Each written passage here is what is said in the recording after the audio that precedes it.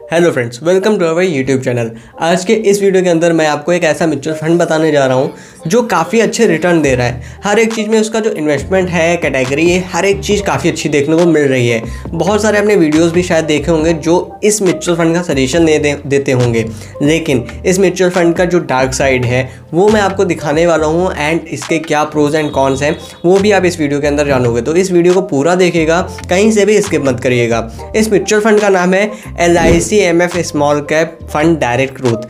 इस फंड का नाम सुनते ही आपके मन में आएगा कि काफ़ी ट्रस्टेबल है। इसके बाद हम देख सकते हैं ये लॉन्च कब हुआ था, तो ये 2017 में लॉन्च हुआ था। लॉक इन पीरियड 0 है। NAV प्राइसिंग अभी के टाइम में 23 रुपीज़ है। फंड साइज आप देखोगे 171 करोड़ है। एक्सपेंस रेशियो 1.53% है। एंड इसी के अलावा जो बेंचमार्क आप देख रहे हो ना, ये S&P BSE स्मॉल कैप दिखाई दे रहा है, ठीक है।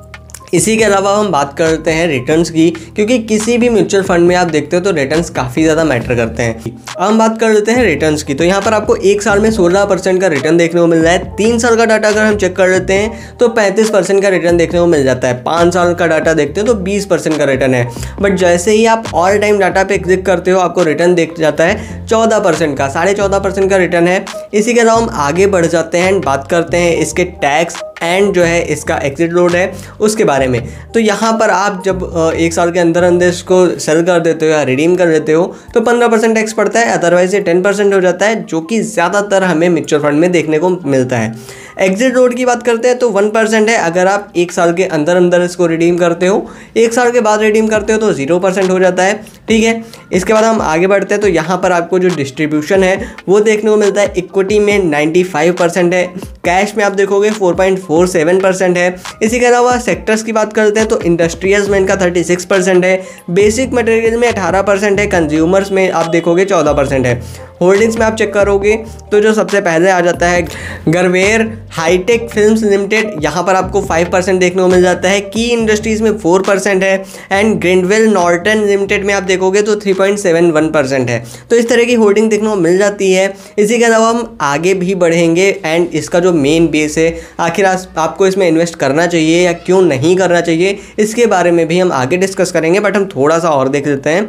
यहाँ पर आपको जो इनके फंड मैनेजर हैं उनकी डिटेल आपको आगे देखने को मिल जाती है। अब हम बात करते हैं इसके प्रोज एंड कॉन्स की। तो यहाँ पर जो आपको रिटर्न एवरेज देखने को मिल जाता है वो काफ़ी सही है, लेकिन इसी के अलावा जो इसकी NAV प्राइसिंग है ये भी अगर आप ग्रो करना चाहते हो तो काफ़ी NAV प्राइसिंग काफ़ी सही देखने को मिल जाती है। बट जो इसका कॉन्स देखने को मिल जाता है वो है इसका फंड साइज। 171 करोड़ का इसका फंड साइज है, जो कि काफ़ी कम है। अगर आप ऐसे म्यूचुअल फंड में रिस्क लेना चाहते हो जहाँ पर आपका या तो रिटर्न काफ़ी ज़्यादा हाई हो सकता है या फिर बिल्कुल ही डूब सकता है इन द सेंस कि आपको 5 से 10% के रिटर्न इन फ्यूचर मिल सकते हैं, क्योंकि फंड साइज बहुत ही कम है। इसी के अलावा एक्सपेंस रेशियो आप देखोगे तो 1% से ज़्यादा है, मतलब 1.53% है, जबकि 0.7 या फिर 0.8% के ऊपर जो भी फंड होते हैं मैं उनको सजेशन देता हूं कि भाई उनका काफ़ी ज़्यादा एक्सपेंस रेशियो हाई है। तो यहाँ पर तो उससे डबल देखने को मिल रहा है। तो ये दो चीज़ें आपको काफ़ी ज़्यादा नेगेटिव देखने को मिल जाती है। अब हम बात करते हैं थर्ड चीज़ की जो आपको काफ़ी नेगेटिव देखने को मिल रही है।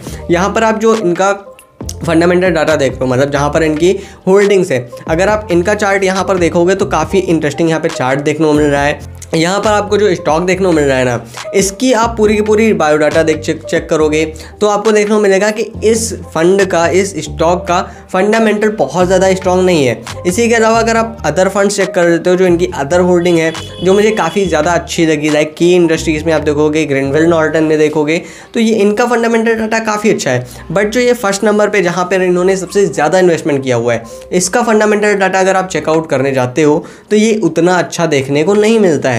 इसी के अलावा यहाँ पर आपको ज़रूर मेन बात ध्यान रखनी है कि रिटर्न्स आपको चाहिए बट रिस्क हाई चाहिए, तो आप इस फंड में इन्वेस्टमेंट कर सकते हो। बट अगर आपको ऐसा लगता है कि मुझे लो रिस्क में थोड़ा रिटर्न सही ठीक ठाक चाहिए, तो आप अदर वीडियोस मेरी वॉच आउट करोगे या फिर मैं नेक्स्ट कोई फंड बताऊंगा उसमें आप इन्वेस्टमेंट कर सकते हो। अगर मैं इस फंड की बात करूँ तो यहाँ पर वही लोग इन्वेस्टमेंट करें जो बहुत ज़्यादा रिस्क लेना चाहते हैं अपने पैसे पर, अपनी इक्विटी पर, वही लोग इन्वेस्टमेंट करें। अदरवाइज आप इस फंड को स्किप कर सकते हो मेरे सजेशन से। अदरवाइज आप अपनी एनालिसिस भी कर सकते हो। मेरा यह वीडियो कैसा लगा मैं कमेंट बॉक्स में ज़रूर बताइएगा। इसी तरह के इंटरेस्टिंग वीडियोस देखने के लिए हमारे चैनल को सब्सक्राइब करें।